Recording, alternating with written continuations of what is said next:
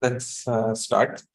So today we'll be, continuing a bit more about the list decoding algorithms, and I will talk about something called list recovery, which will be even closer to the, expanders and list recoverable codes become very, very close to each other. And in the next class, after we see some more examples of codes, etc., we will try and construct expanders using codes.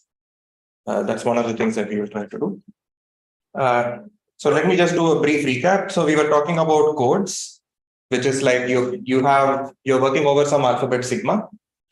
I hope I am unmuted. Yeah, you're working over some alphabet sigma, and you choose a collection of strings there, and you care about these parameters like rate and distance. Okay, and naturally there is some trade-off that is going on between them. And we were mostly focusing on the notion of list decodability.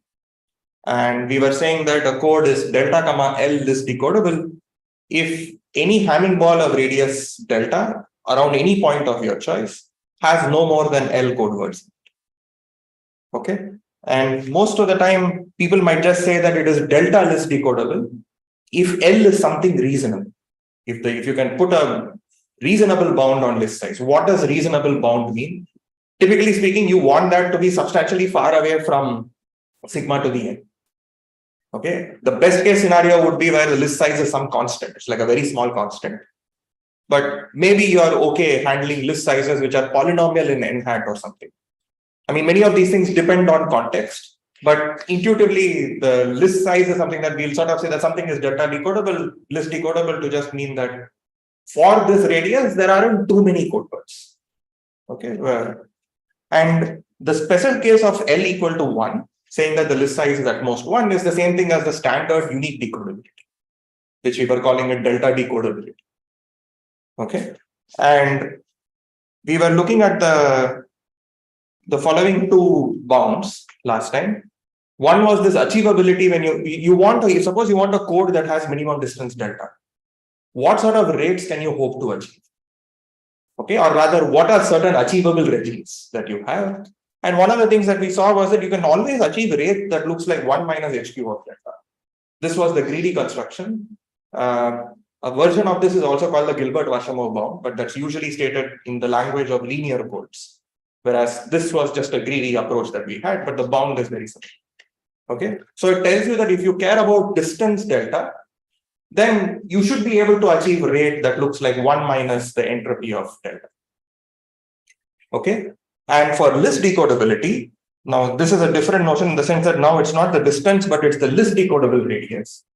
So now this is saying that if you want to get a list decodable code that is decodable up to distance delta, then the rate that you can hope to achieve is like 1 minus HQ of delta minus a little bit.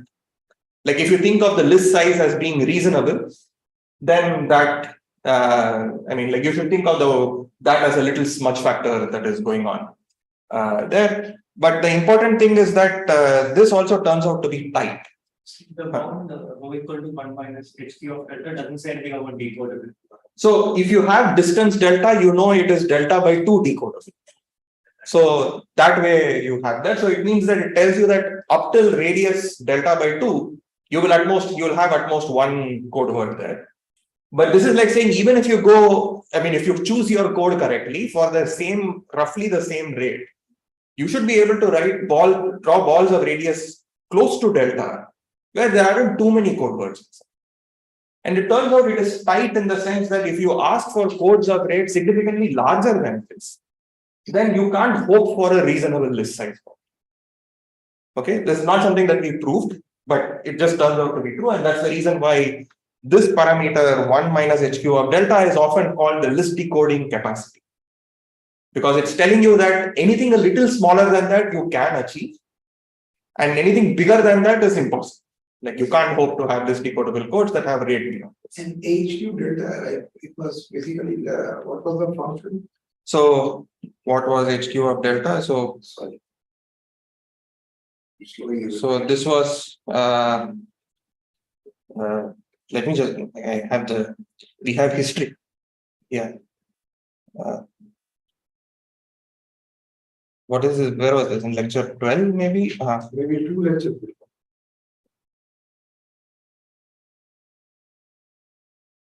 Yeah, this is what HQ of delta is. Okay. Yeah. Okay. So it's just the. It's basically the logarithm of the Hamming ball size when you're dealing with query. Base Q, yes. Yeah, base Q. That is where the base of the exponent is Q. Okay. Good. So that's what we were talking about, achievability and list decodability. And then we discussed something called the Johnson bound or the Johnson radius.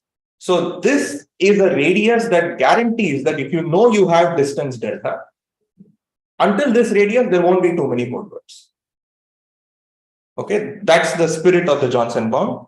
And in fact, so it's just some function that comes out of the proof. If you look at the proof, this is the sort of function that you. What is it? Johnson bound is again the same. So the Johnson bound says the following: for any Q, but I've specifically written it for Q equal to 2 and large Q, because that's how we will try and interpret the statement. But intuitively, what you want to say is the following: if a code has distance delta, then it is certainly list decodable up to radius JQ of delta.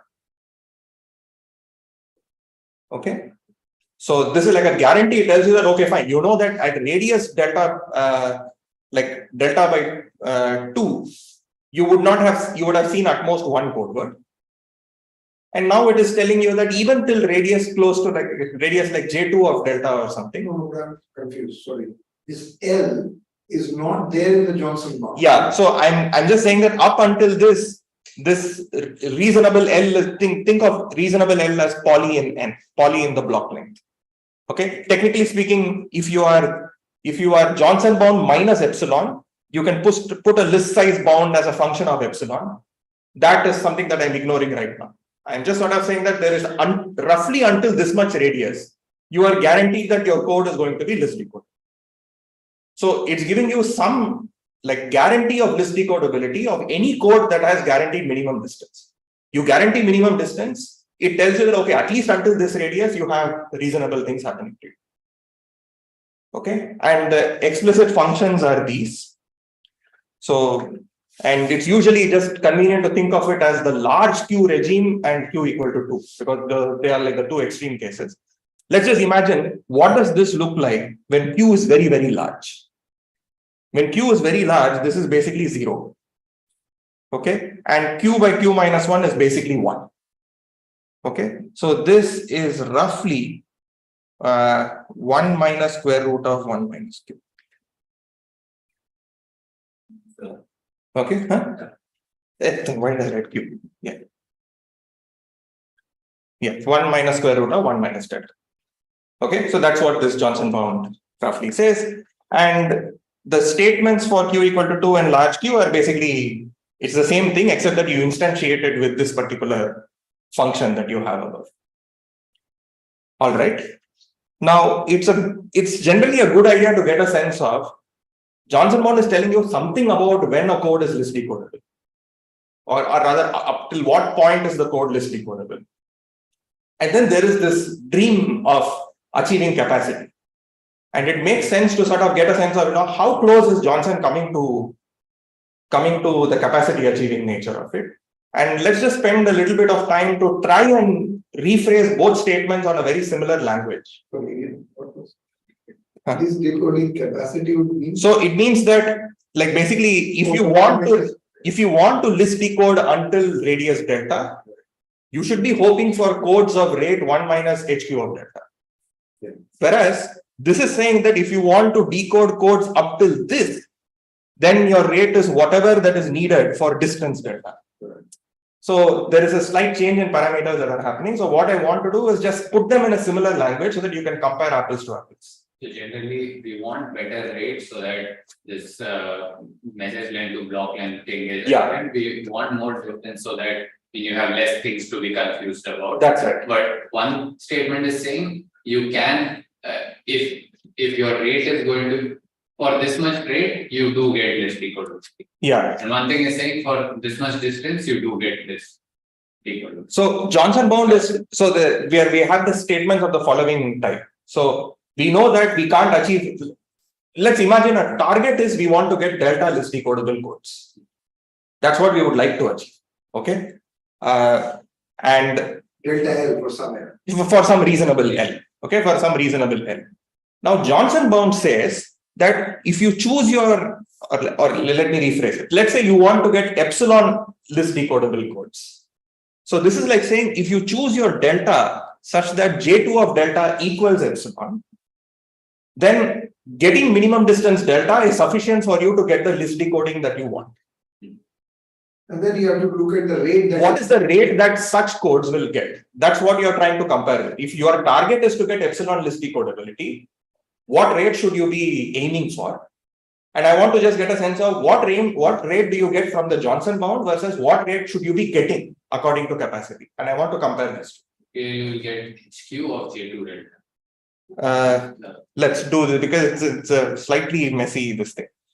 So, okay. So what does list decoding capacity means? I'm going to first do it for binary codes to get a sense of it, and then we'll work with the large Q regime. Okay. So the list decoding capacity says that there exist binary codes of rate roughly 1 minus H2 of epsilon. Okay, that are epsilon list decoded. Okay. The Johnson bound says the following. If you know that your minimum distance is delta. Sorry, this you get from where? This was the list decoding capacity. This was the randomized argument that we had, but it was non-constructive. List decoding capacity, we didn't have constructive versions of it. Okay. So the Johnson bound was basically telling us that, look, if you have a code of minimum distance delta, then you immediately get epsilon list decodability for epsilon, which is like J2 of delta. Okay. So let's just plug that. I'm first going to do the following, which is, now let's ask, if I want to get distance delta, what sort of rate was I hoping for? Again, let's go back to our construction, which was based on, again, this random construction. That it wasn't a random construction, it was a greedy algorithm to construct codes of some minimum distance. I'm going to just plug that in. Okay. There, it basically said, if you choose rate that is roughly 1 minus H2 of delta, you should be able to get distance about delta. This was like the GB bound, or the covering bound that we had. Okay. So it sort of says that, if what you're aiming for is distance delta, you can get rate that looks like 1 minus H2 of delta. I'm going to write it in the other way. I'm going to write like delta in terms of rho. So I'm going to write delta as H2 inverse of 1 minus rho. Okay. Now let's plug that into the Johnson bound expression. Okay. So the Johnson radius sort of tells you it's like some nonsensical quantity like this. It's like half of 1 minus square root of 1 minus 2 delta. And I'm just replacing delta in terms of rho. Because I want to compare for this epsilon, what is the rate I'm trying to get? That's what I would like to relate this to.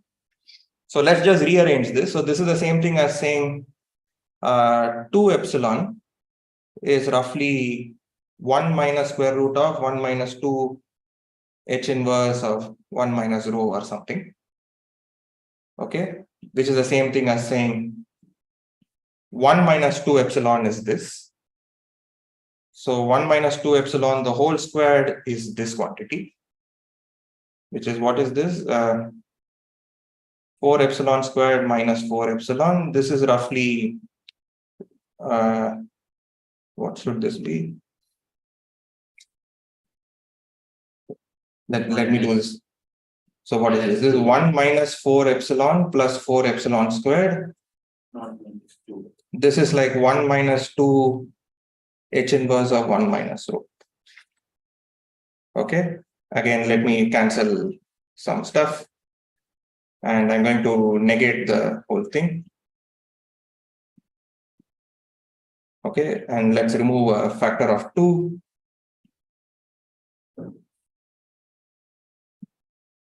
Okay. And then I need to apply H. Whatever. Parenthesis in the left, the right parenthesis. Okay. Sorry. Epsilon minus epsilon square. Yeah.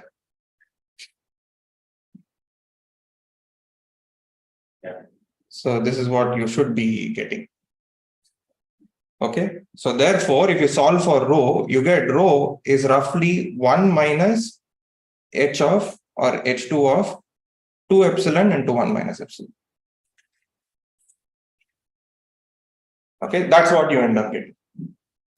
Now, this now looks like apples and apples, because this is like saying that the right answer ought to have been, you should be able to get rates that looks like 1 minus h2 of epsilon.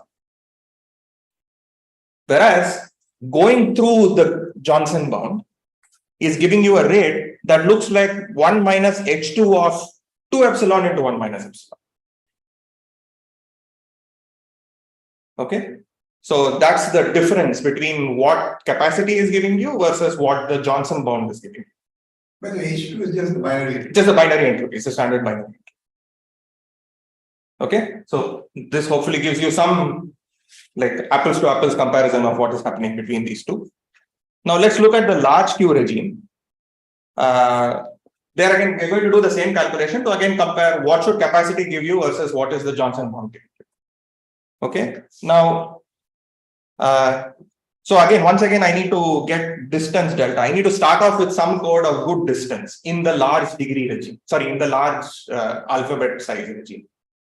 And we already have codes of optimal rate distance trade-off, which was the Reed-Solomon codes. Okay, so what we are going to do is we're going to instantiate it with Reed-Solomon codes. So if you recall from Reed-Solomon codes, even though I'll do a recap shortly, the rate was actually 1 minus the distance you wanted. I'm ignoring some minor quantities. Okay, so the row that you are getting was 1 minus the distance. And so I want to compare this with what the Johnson radius is going to be. Notice that I don't know why I'm writing row instead of, oh no, this is correct only. So this was, JQ was basically 1 minus delta. That was what JQ of delta was when Q was very large. It sort of looked like 1 minus square root of 1 minus delta. And 1 minus delta here is equal to rho, which is 1 minus square root of rho. Okay, and that's what we are writing there. And therefore, this is like 1 minus square root of rho. Now let's compare this with what is capacity giving. Okay, so here is a fact which I'm not going to prove, which is that if you think about very large Q, entropy of the query entropy of epsilon roughly looks like epsilon. Okay, you need to do a Taylor expansion for the entropy function, but just take this for granted. Okay, which means the list decoding capacity, you are supposed to achieve rate that looks like 1 minus HQ of epsilon if you want epsilon list decodability. 1 minus HQ of epsilon is like roughly 1 minus epsilon. Okay, that are epsilon L list decodable. Now, on the other hand, if you set this to be equal to epsilon, because that's the list decoding radius you want to get to, okay, then notice that the Reed-Solomon code plus Johnson bound will tell you that you can achieve rates that looks like 1 minus epsilon the whole squared. So capacity is telling you that you should be able to get rates that are 1 minus epsilon. Whereas Reed-Solomon using the Johnson bound on the Reed-Solomon code, you get only lower rate, the rate like lower than what the capacity ought to be, which is 1 minus epsilon squared. This should also remind you of the fact that we should have been able to get, I mean, we were always dealing with square root of D over Q when we were dealing with the list decodability of Reed-Solomon. Anyway, we'll do that shortly soon. So this is hopefully trying to tell you how different is the capacity statement versus the Johnson bound statement. Okay, in both cases, you are off by some factor. It depends on whether you're in the lower rate regime, sorry, lower alphabet regime or small alphabet regime or the large alphabet regime. But this is the rough comparison between them. All right. Okay, good. So after saying so much about Reed-Solomon codes, I'm now going to recap what Reed-Solomon codes are. So what were Reed-Solomon codes? And hopefully you have seen this in other contexts also. So this is a code over some alphabet FQ. where Q is some prime power. So you pick some finite field. And typically the block length is taken to be the entire, the size of the field. But there are some contexts in which maybe you want to choose a subset of the field to evaluate things on. But most of the time, it just makes sense to evaluate everywhere. Okay. And what is the code? How is the code defined? You think of your messages as coefficients of a degree d-1 polynomial. Okay. So you have d coefficients that is given to you. That's what your message consists of. And you encode this message by evaluating this polynomial on all points on the field. Okay. And so that's the encoding. So clearly this lives in the world fq to the q. Or if you choose a subset of your elements, then it will be how many ever evaluations you end up choosing. Okay, so that's what the Reed-Solomon code was. And we spoke about the rate and distance. So firstly, what is the rate? Well, the rate turns out to be d over q, or more generally d over n hat. Okay, and what was the distance? And the distance really used the fact that a univariate polynomial, a non-zero univariate polynomial of degree something cannot have more than degree many roots. So if you have a non-zero polynomial, it must have at least q minus its degree many non-zero evaluations. Okay, and that allowed us to say that since we are dealing with degree d-1, you will always guarantee that there are d-1 of the coordinates which are non-zero for any non-zero code word. And that immediately gives you a distance, a minimum distance of 1 minus something like d over q. Okay. And if you just plug this into Johnson, what you end up getting is that the Johnson radius is something that looks like 1 minus of square root d over q. Okay. So this is the guarantee. Up until this much radius, you know for a fact that there aren't too many code words. That's what you get out of the Johnson bound. But of course, Johnson bound by itself is a very combinatorial statement. It's a purely it's a guarantee, but it's a combinatorial guarantee. It's not saying anything about whether you can find this small list of points efficiently or not. And that was what we saw next, which was Sudan's algorithm for list decoding Reed-Solomon codes. Okay. So we worked with a parameter T, which was in some sense our agreement parameter. And you should really be thinking of this as, so this is twice, what should this be? Whatever, 1 minus j2 of delta times q. That is, in terms of agreement, ideally speaking, you should be dealing with 1 minus j2 of delta times q. Okay, but there is an extra factor of 2. That's what we have here. But I mentioned last time that you can get rid of that extra factor of q if one puts in with a few more ideas. But I will go over the full proof of this again. We did this last time, but it's a good idea to go over it. So the T is the So okay. So the algorithmic question now is the following. We are given some received word, and I'm going to think of this received word as indexed by field elements. Okay, it's like a tuple of R alphas where alpha ranges over the field. And what I want to do is I want to find all polynomials of degree at most d-1 that agree with R in at least p places. And this t is the agreement parameter. This is equivalent to saying that its Hamming distance from R is at most 1 minus t. Sorry, q minus t. Okay, so it's just going to be convenient to write in terms of agreement because otherwise I'll have to just stick around this 1 minus agreement. Okay, so this is the statement we want to make. And I'm just saying that the T that we are dealing with for this algorithm is like twice what you should be dealing with respect to the Johnson bound. Like you're asking for twice as much agreement than you need for the Johnson radius. Okay, good. And roughly speaking, the proof went through 2 steps. Okay, so the first step was to find an explainer. It's like some polynomial based on your received word R, and you just find it by writing down some system of linear equations and solving them. Okay, and the second one is somehow you want to extract your answer from this one explainer. You want to set up your explainer in such a way that every polynomial in the list you care about somehow shows up as a factor of q. By a factor of q, what I mean is it will show up as z minus f Z minus F will end up dividing Q for every such F that has very good agreement with the received word. So the algorithm is just going to be find the explainer by writing down your system of equations or whatever, factor that polynomial, go through your list of factors, pull out all factors of the form Z minus F of Y. And if that F happens to have degree at most D minus 1, add that to your list. And at the end of it, just output this list of factors that you could have got. And if you set up your equation such that the degree of Q is not too large, there could not have been too many factors anyway. So that will automatically give you some bound on the list size. Okay, and how do we find this polynomial? So we basically say Q of Y comma Z.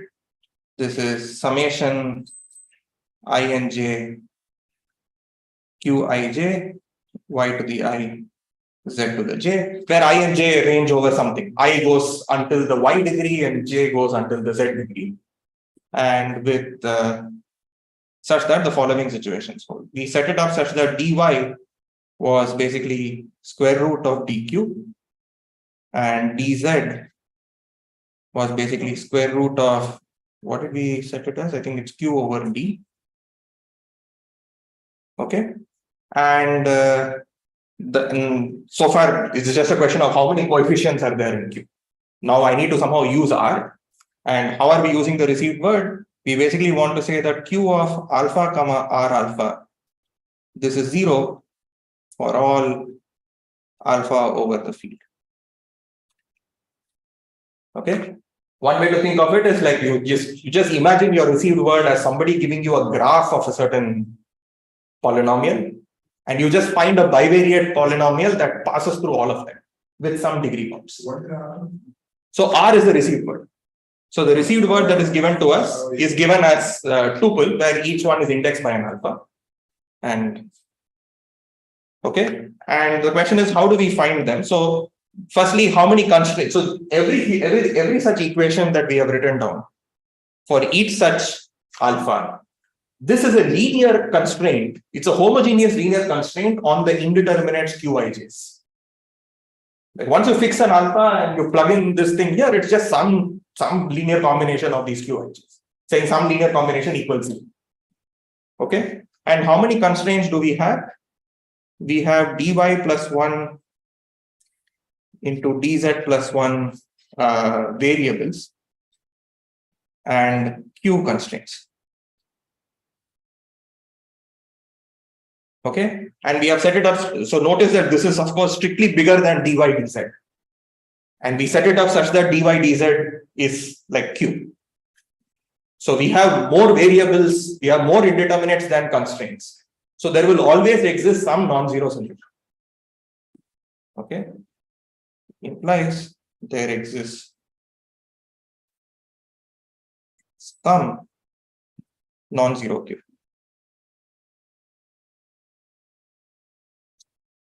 Okay, and such a q can be found out by you just write down this matrix, do Gaussian elimination or whatever, find one such thing in the solution space.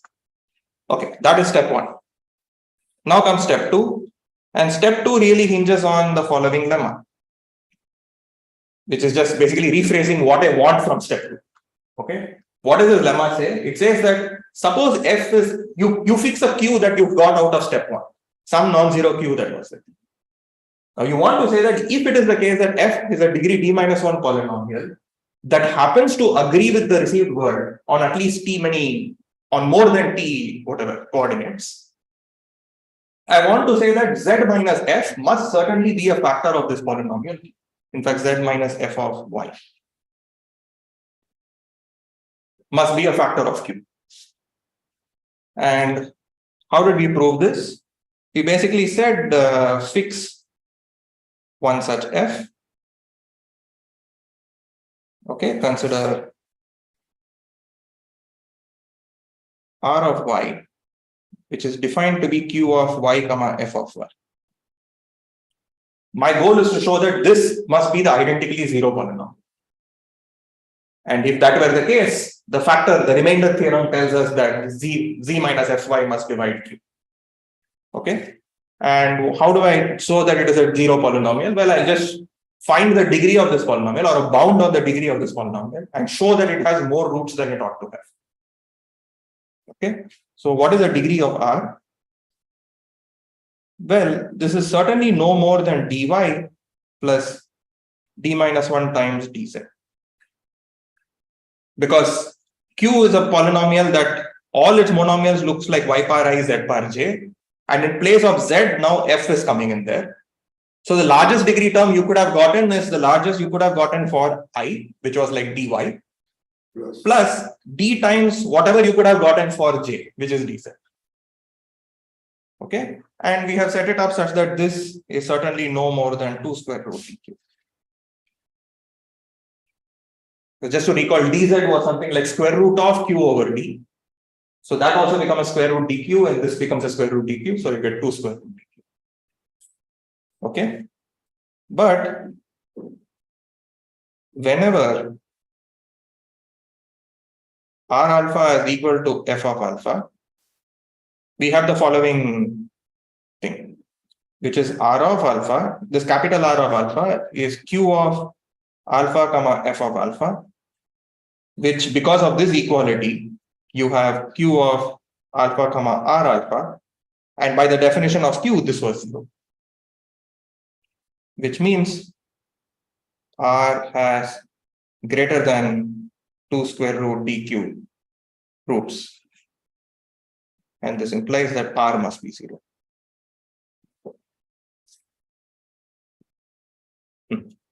Okay, so that was the proof for Sudan's decoding algorithm. And basically, what are the two constraints that we had? We needed to make sure that the number of indeterminates was bigger than q. You set up your dy and dz in such a way that you have more indeterminates than constraints. And then you needed to set up to make sure that this quantity is smaller than the agreement that you care about. And this, given this situation, this is the right setting of parameters that works. But if you are a little bit clever, one of the additional thing that you can do now is like you can ask, why am I just insisting that Q must have all monomials of degree in X, Y bounded by something and Z bounded by something? You could work with a slightly different weighted degree regime, and that will let you push this square root 2 in whatever, this 2 inside the square root. Okay, which was there. And finally, to remove that, like Guruswamy and Sudan basically did the same polynomial method based algorithm, except it introduces one extra notion which is called multiplicities. So in some sense, you not just ask that Q vanishes on alpha comma beta, you sort of ask for it to vanish with high multiplicity. I haven't really defined multiplicities, but we will do that in the next lecture. So at that point, I might be able to give some idea about what this was, but in fact, we'll move to other codes. But this is what Guruswamy and Sudan did. Guruswamy and Sudan showed that you can actually work with agreement square root of dq, which is the right, in terms of Johnson radius, this is the right agreement. This is actually the block length times 1 minus the Johnson radius. Right, so it shows that Reed-Solomon codes can actually be efficiently list decoded up until the Johnson radius. Okay, so large recap from last time, but now let's go to new things, which is the notion of what are called list recoverable codes. Okay, and it's a really nice notion, and it will tie up very well with expander graphs once we set up the language correctly. Okay, so typically in list decoding, the way it works is you are given a received word and you want to find all code words that are close by.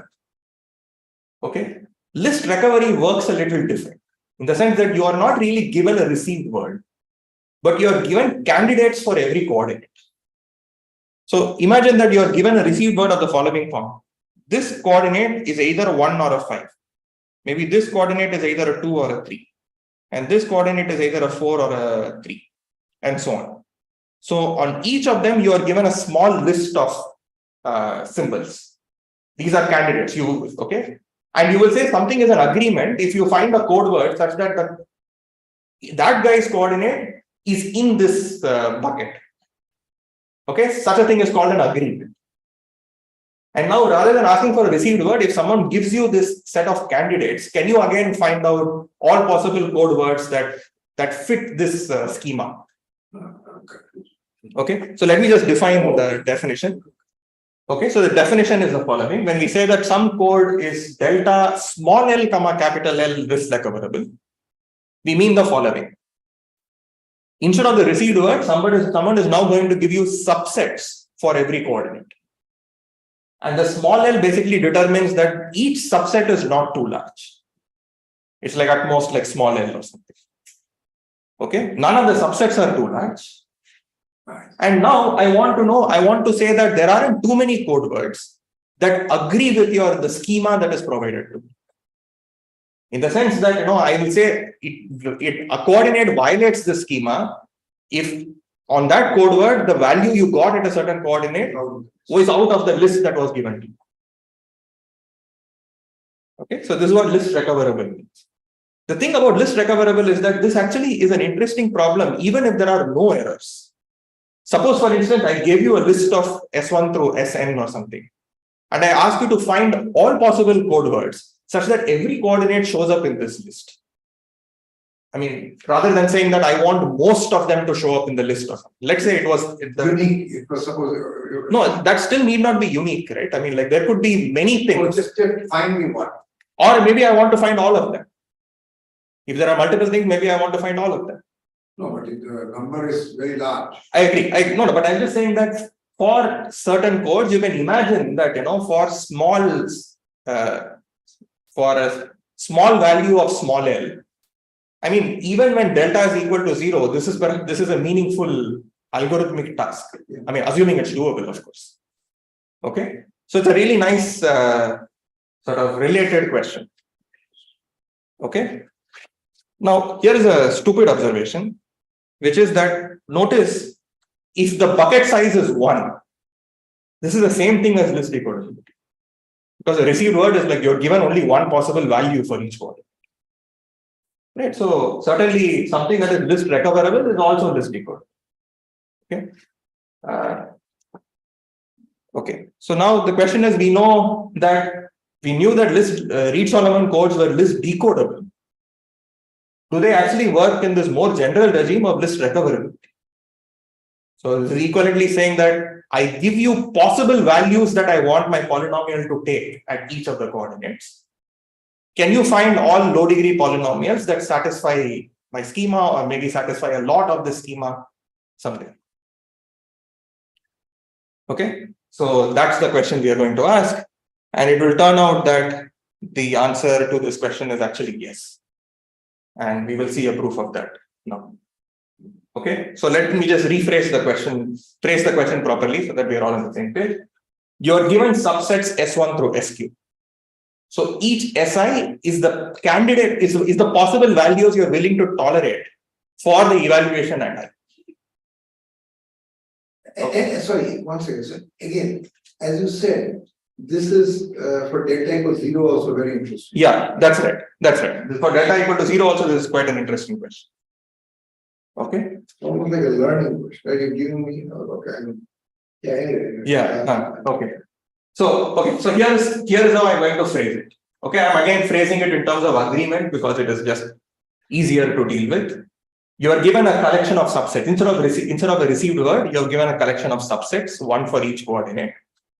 And you want to find all degree d-1 polynomials such that I would like f of alpha I to lie in Si for many such i's. So I have one question here. So, if the small l was 1 and delta was 0, then in fact then this is just asking, is whatever I've given you. Yeah, and the point is like I don't even need to look at all of these, right? I don't need to even look at all n hat you are probably using. N hat of the, let's say I'm using, I just need to look at the distance many evaluations. Distance many. You are looking at delta equal to 0. Delta equals 0. And L equal to 1. small l equal to 1. Yeah, delta is the radius, like the error that you The error that you're willing to tolerate. But the code also has a distance, right?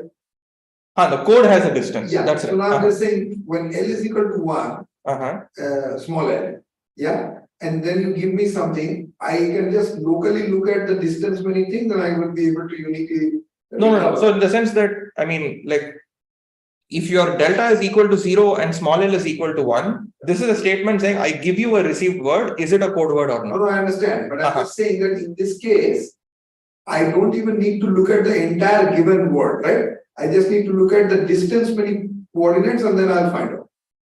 I don't mean by what you mean by, and then you will find out. I mean, like, I will find out whether there is a I mean, it might be the case that up until now it agreed, but later on things are all wrong or something. Like whatever coordinates you queried, you find a code word that matches. Okay.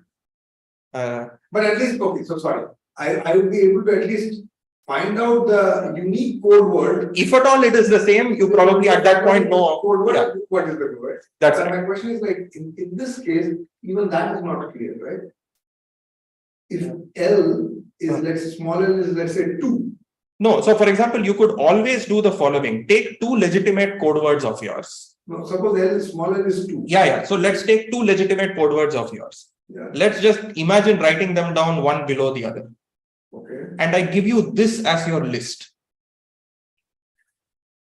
Suppose the buckets are basically, first coordinate can either be this quantity or this quantity. Yeah. Second coordinate is either this quantity or this quantity. Yeah. So now you have to give me 2 code words.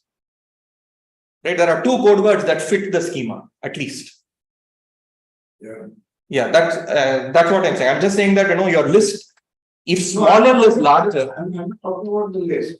I'm saying. Oh, sorry, I misunderstood. Yeah. I mean, capital L is just one. I need unique decoding. No, I'm saying that, even in the setting when small l is equal to 2. Yeah.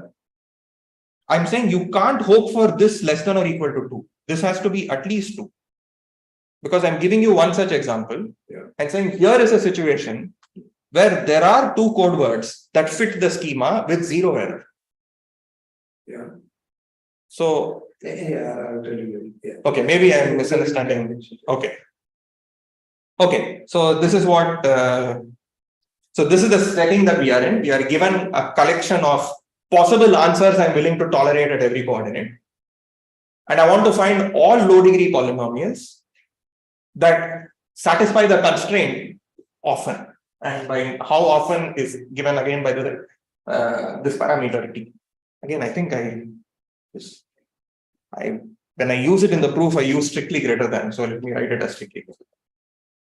Okay, so the first thing I want to, rather than dealing with one for every coordinate, let's try and abstract the problem in the following way.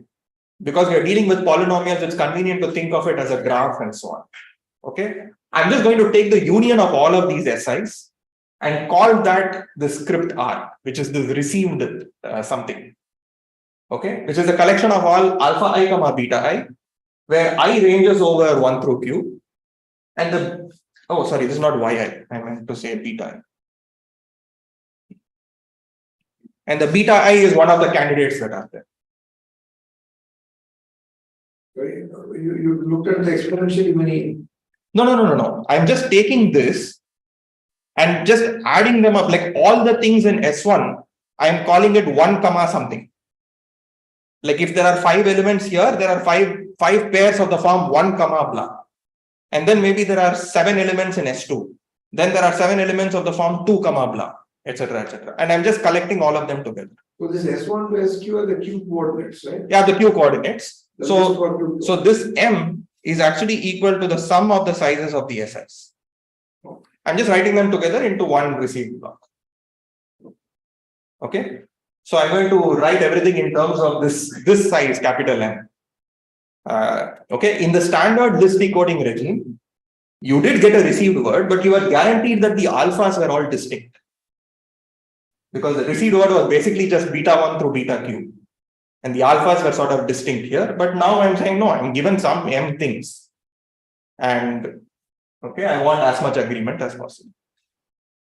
Okay. And what I would like to prove is the following statement. okay, which is given such a received word, okay, we can find all degree d minus 1 polynomials f such that f of alpha I equal to beta I, that is where alphas and betas come from, R for at least this many of the coordinates. So it passes through at least t points given by R. No, I'm confused. Okay. So this R is this R is made up of a SI, right? no, that's what I'm abstracting out SI and just thinking of this as my received word. SI is basically SI just refers to collect all pairs that have alpha I in its first coordinate. That is your SI. No, but so what does f alpha equal to beta I? What does it mean? I mean, in the sense that there alpha I, beta I are one possible pair in R. Right? I'm given a collection of m pairs. Okay, I'm given a collection of m pairs, and I want my polynomial to pass through at least m of these pairs. And by saying that I want my polynomial, it's the same question, but you're I'm just phrasing it differently because I'm writing it in a way that looks a lot like the list decoding statement.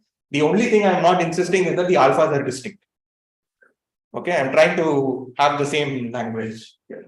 Oh, so that you can use the previous. I basically want to say the previous algorithm just works. Verbatim, it just works. That's going to be the. Okay, so let me just phrase the thing. You're given a collection of pairs. You're given a collection of m pairs, and I want to find all degree d polynomials that pass through at least t of these pairs, where t is equal to 2 square root md.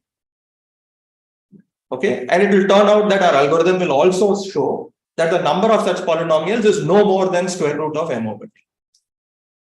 Okay, and you should be thinking of the list decoding statement where instead of m you had q. Okay, and the set R was basically one for every coordinate. So it just consisted of q things. And this is exactly the same phrasal that is there. And what we will show is that actually the same proof just works. Okay, we'll just go through the motions once more, and we will see that the proof just works verbatim. Okay, so same idea. It's going to consist of two steps. The first step is going to be find an explainer. And second step is going to be show that all polynomials you care about show up as roots of this explainer. Okay. And how do you find this explainer? Again, same thing. Q of y comma z. You think of this as qij, y power I, z power j, such that again I set dy to be equal to square root of md and dz to be equal to square root of what should this be? M over d, sorry. Okay, and with the property that q of alpha I comma beta I, this is equal to 0 for all alpha I beta I in the received word R. Okay, once again, well, the fact that these are homogeneous equations didn't care about whether or not the alphas were distinct or not distinct. You are still going to have whatever m equations in greater than m unknowns. Okay, so this implies there is always a non-zero solution.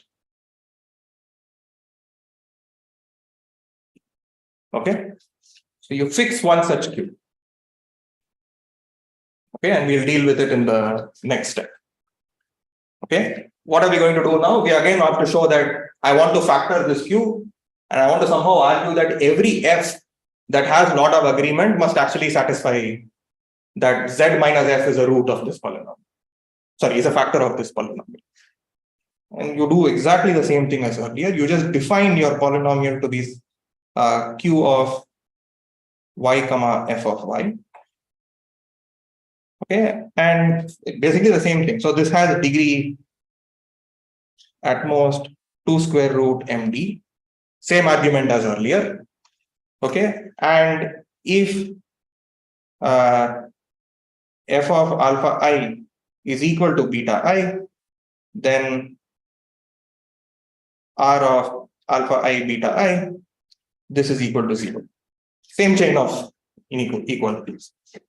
And this implies that greater than square root, whatever, 2 square root MD agreements, this implies that R is 0. Okay, and that's it. That's the proof. So it's exactly the same one. Okay. And once again, it turns out that, if I had shown you the proof of Guruswami Sudan, and if you did exactly the same thing with Guruswami Sudan, just like they managed, Guruswami Sudan was just removing this factor of 2. Just like that, you can also remove the factor of 2 by just following the same idea. And it so happens that, therefore, Reed-Solomon codes are not just list decodable codes, they're actually list recoverable codes. Okay, and this will be important when we later construct expanders. Okay, so actually today I want to end a little early because there is a meeting at 1. So let me just. What meeting? So there's a talk that's happening, and there's a talk in the afternoon, and it's. Oh, the cycle. Yeah. I mean, on mental health, yeah. Sorry. Okay, so let me just summarize what is like happening here. Okay, so I want to think of this as a graph of deltas. Like, this is what you want to get. You want to get a list decodable code for some fixed rate, let's say rho. Okay, and okay, so this should have been rho. Okay, so I want to get a sense of, This thing, it is sure, sorry. They had immediately realized. Which one? This list recovery thing. I think, yeah, it was there in their paper. Yeah. Okay, so let me just go over this thing. So notice that if what I want to get is, delta decodability. Okay, I would like to know, in some sense, or rather, suppose my rate was rho. I want to know how much delta can I tolerate when it comes to list decodability. Capacity tells you that you should be able to get all the way to something like 1 minus rho. Okay, you should be able to get list decodability up till that radius, and beyond that radius is impossible. I mean, there are no list decodable codes like beyond that radius. Okay, Reed-Solomon codes get somewhere here. Actually, I don't know how I'm writing it. I think I messed up delta and rho probably. So, because Reed-Solomon code, the rate that you get is like 1 minus square root, right? Or am I messing up something? Yeah, 1 minus. Oh, no. What I had written was correct. The rate is d over q. And we got list decodable codes up until something like 1 minus 2 square root d over q. But then we said, Guruswami and Sudan, whenever we have a doubt, we can ask them and they'll tell us how to get rid of the factor of 2. So this is what you end up getting. So which means that there are codes like that are efficiently list decodable up to this much radius. Okay, there are explicit codes that have this property, namely the Reed-Solomon codes. Okay. However, up until here, we know there exist codes that are list decodable up till this much radius, but we don't have explicit constructions right now. Right? And what we will show next is, I'll give you 2 examples of codes, but we will look at only one of them in the next lecture. Right now, I just want to define what those codes are. Okay. And the point of these 2 codes is basically to come up with a modification of Reed-Solomon that has the property that it is efficiently list decodable up till capacity. This picture with the list recoverable codes looks the same, right? Yeah, it looks the same. Actually, I should check. I think the FRS decoding algorithm is also a list recovery algorithm, but I should check that. There's a subtle difference between list decodability and list recoverability, but I think in the regimes that we have been looking at so far, it doesn't quite show up. Okay, so let me define what folded Reed-Solomon codes are, but I'm likely not going to be spending too much time on this. In the next class, I'll actually spend time on multiplicity codes, which is the next class of codes I need to define. Okay, so to define folded Reed-Solomon codes, I need to define this operation called fold n. Okay, and it's I don't know, in hindsight, I don't know if fold is the right way to call this, but basically the idea is the following. Okay, you start with a string of length n. Okay, and imagine m is a number that divides n. Okay, what you do is you bunch together blocks of m symbols and call that a single giant symbol. And now you have a string of length n over m in these large blocks. Okay, just as an example, okay, if you want to look at fold 2 of a whatever 10 length string, you basically do the following. You basically now call your new symbols as made up of like ordered pairs that come from sigma, and you just string together them together. It's like you're folding the code, whatever string that you have, you're folding it into blocks of length 2. Okay, so that's what the folding operation refers to. Okay, and so let's just get a sense of, so the new alphabet. So this is going to end up being sigma to the m, where m is the block length, the size at which you are folding. Okay, and the new block length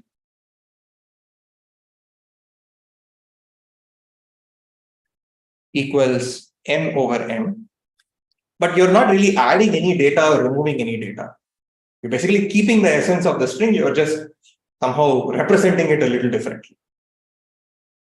Now what we are going to do is we are going to define what folding of a code means. So suppose you have some code, okay, and let's say it has some rate rho and it has some block length n. Oh, I went from n hat to n at some point. I don't know how many more places I made a difference, but anyway, it doesn't. Okay, and the folded version of this code, where the folding parameter is m, is you just think of your code word as strings and then you apply it like to one string at a time. So for each of the thing, you imagine applying this the folding operation for every such string. That is your new code. Okay. Now let's just get a sense of what is the new alphabet that you're dealing with. Previously, if your code was over an alphabet sigma, the folded version of the code is now over the alphabet sigma prime, which is sigma to the m, because every symbol now consists of m symbols from the previous alphabet. Okay, and what's the new block length? Well, the new block length is n over m. Okay, and what is the rate? Okay, I should have a spoiler. Okay, what is the rate going to be here? I mean, you can go through the calculation, which is that what was this? This is log of the size of sigma divided by the block length, which is n over m, times log of the size of the alphabet. And you will basically notice that this again is going to be log of size of c divided by n times the log of the size of the old alphabet, which is the same thing as the old rate. Okay, so the rate stays the same. Okay, so the rate stays the same. And I mean, this shouldn't be very surprising because this folding operation is not really changing the information content. I mean, it's just rewriting strings differently. Okay, and so for folded Reed-Solomon code is basically a folding operation applied on Reed-Solomon codes. Okay, with one extra thing, notice that with respect to the folding operation, there was a predefined ordering of the coordinates of the message, and the folding was based on this ordering. Okay, so it will turn out that for Reed-Solomon codes, it's going to be convenient to work with a nice ordering under which we will fold stuff. Okay, and this ordering is now, I'm just going to define it. We are not going to spend too much time on FRS, but I'm just giving the definition. Okay, so here we'll work with the set of all evaluations for the Reed-Solomon code. Rather than evaluating over the entire field, I'll evaluate over all non-zero elements. Okay, And turns out that every field has something which is called a primitive element or a generator.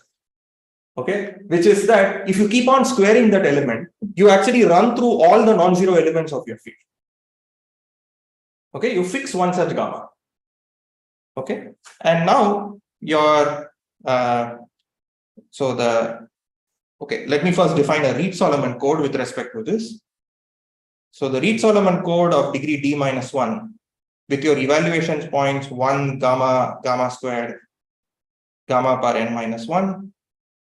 This is basically you take your polynomial f and then you map it to f of 1, f of gamma to the n minus 1. This is the standard Reed-Solomon thing. I'm just explicitly telling you how the coordinates are ordered. You're ordering it by you first evaluate it at 1, then you evaluate it at gamma, and then gamma squared, etc. etc.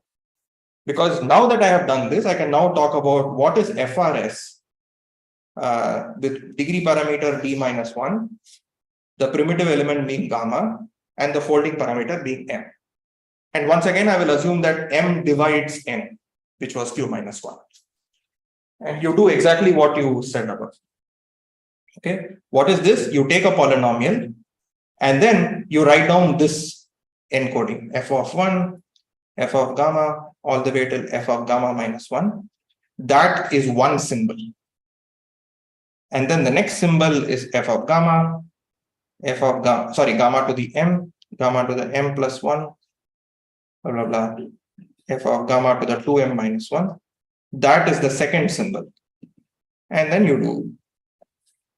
So basically what you're taking your old Reed-Solomon code in this ordering, and then you're folding it into whatever blocks of length n. Okay. And so once again, the new alphabet, this is going to be fq to the m, because the Reed-Solomon code was over alphabet fq. And now the new alphabet is like fq to the m. The block length, this is going to basically be equal to n over m. And it's unclear what we have gained by this whole folding process. Okay, the rate is the same.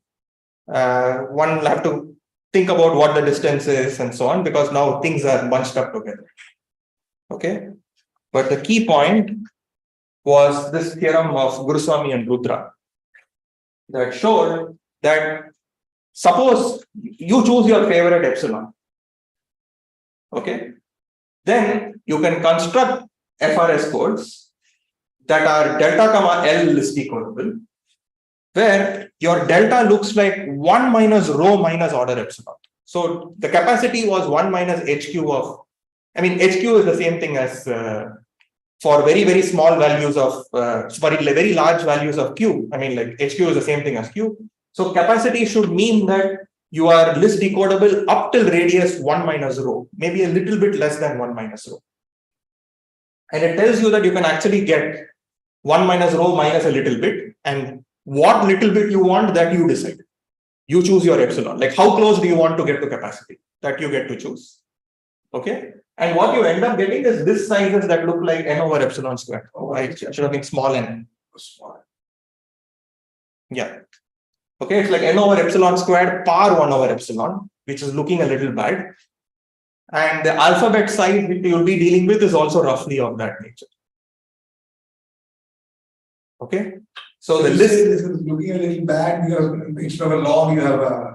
Okay, that is bad for two reasons. One, ideally, I would not want an n to show up here. I would like an alphabet size to be a function of epsilon or something, but somehow n seems to show up. It seems to be inherent because we are dealing with Reed-Solomon codes, etc. So at some point, the block length seems to start mattering.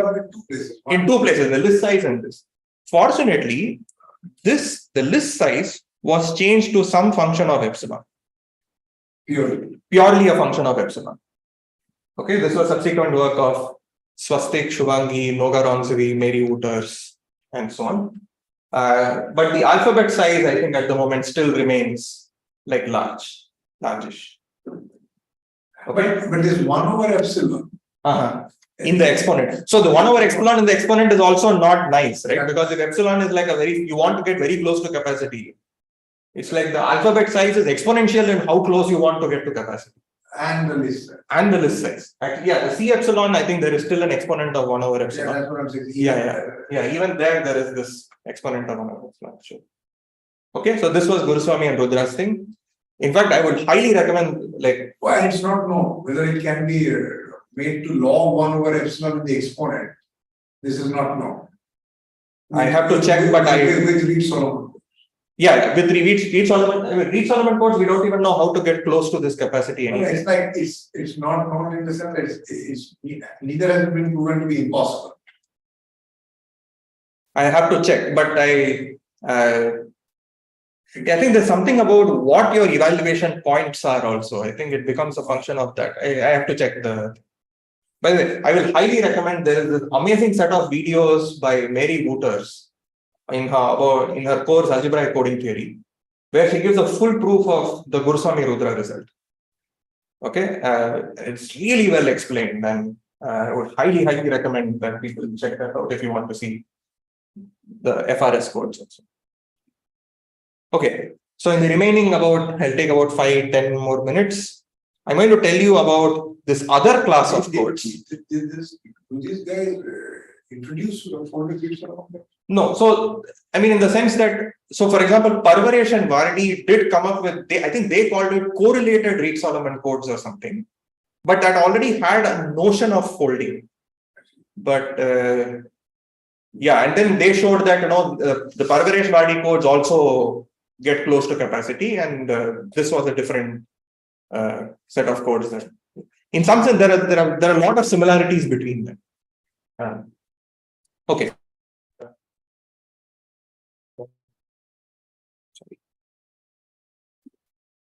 Looks like some microphone changed.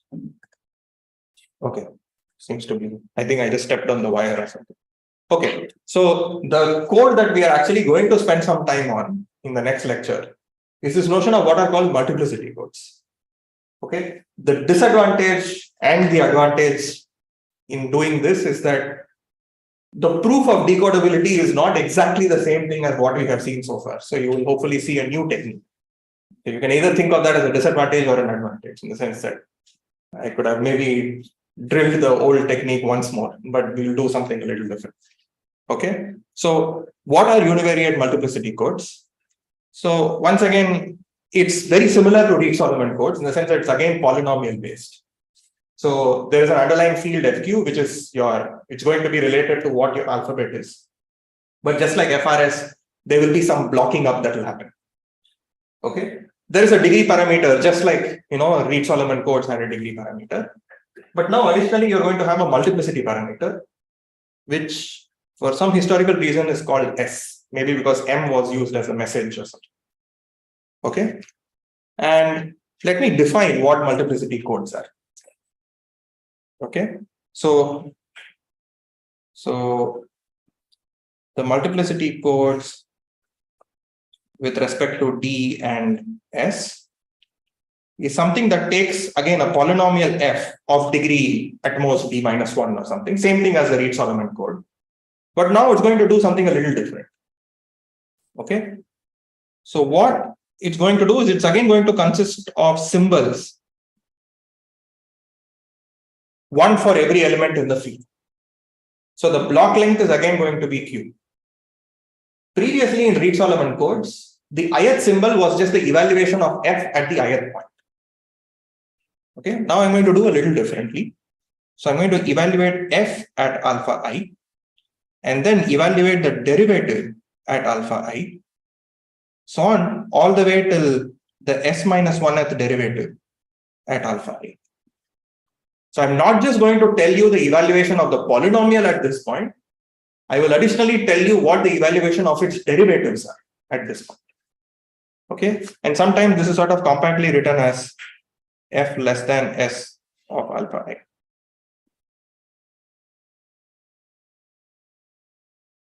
Or I should have probably written alpha I in FQ.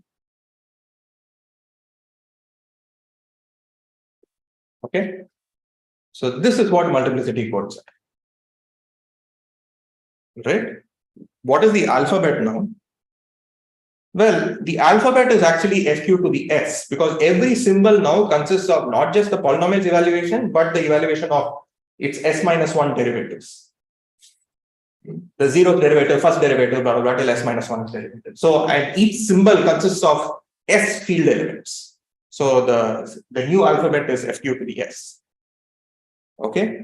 And what's the block length? Well, the block length stays Q, because you still have Q, whatever, giant symbols.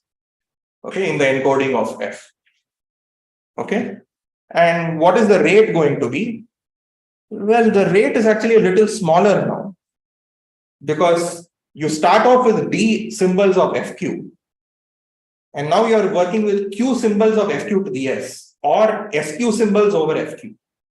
So you converted D symbols into SQ symbols. So the rate is like D over SQ. Okay. The interesting thing is, what is the distance here going to be? And this is something that we will see in the next class, but it shouldn't be too surprising that the distance is actually going to be 1 minus D over SQ.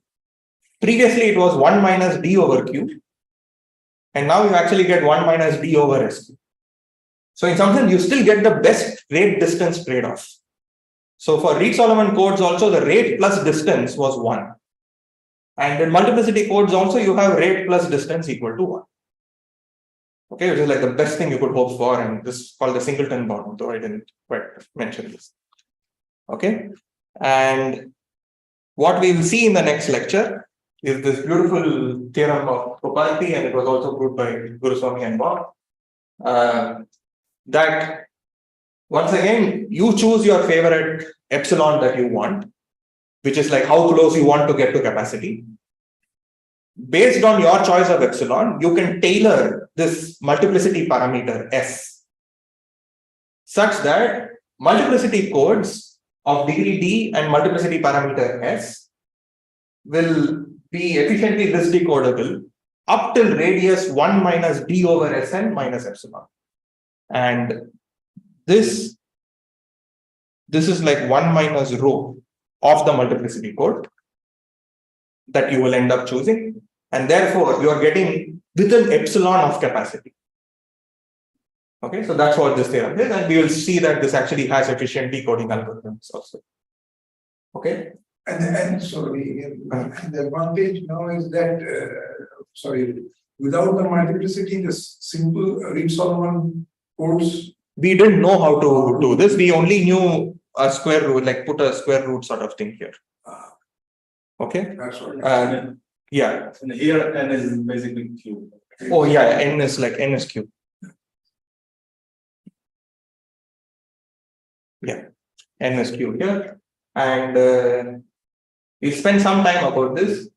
By the way, I've already, there's certain cheating that I did, which so the point is, one needs to be careful when you're defining what derivatives are over FQ, because unlike standard real polynomials, there are stupid things where derivatives of non-zero things could become zero because all coefficients start becoming divisible by the characteristic of the field. Okay, so in some sense, if you're working with something like x squared, well, over f2, the moment you take a derivative, it's going to become zero. Okay, so you will have to work with the right notion of derivative, which is something called Hasse derivatives, which is quite common when you're dealing with low characteristic things and so on. And the right way to think of Hasse derivatives is just via Taylor expansion. I mean, I think I was telling a few people, like there was a recent video that I saw, which was like, so you think you know how to take derivatives. And there, the key point that the video was trying to make is that many times we get so used to the process of taking derivatives that we forget what derivatives were supposed to mean. So the derivatives came up as a function of, you start with a point, you make a small perturbation, and you want to know what is your new function. Okay, and that's exactly what Taylor expansion is supposed to be. So what we will do is we will start with the Taylor expansion and define a notion of derivative, which are called Hasse derivatives, which will share many of the properties that we are familiar with derivatives, but somehow works better in the finite field regime. And once we do that, we will see this result of, I think the decoding algorithm I'm going to describe is probably going to be the description of swastik property. And it's really if there are people here who are taking Mrinal's algebra computation course, it's a Newton iteration method. We will pull out polynomials one coefficient at a time. Anyway, we will see this in the next one. So the goal in the next lecture is going to be to do the list decoding algorithm for multiplicity. Okay, I'll stop now. There are a couple of lectures I think I have not put up on Dropbox, which I will do now. So where is the Dropbox? Oh, it's on the, I think in, Piazza has Ah, a link. I think I also have had it on the homepage, or maybe not on the homepage. I'll send it to you anyway.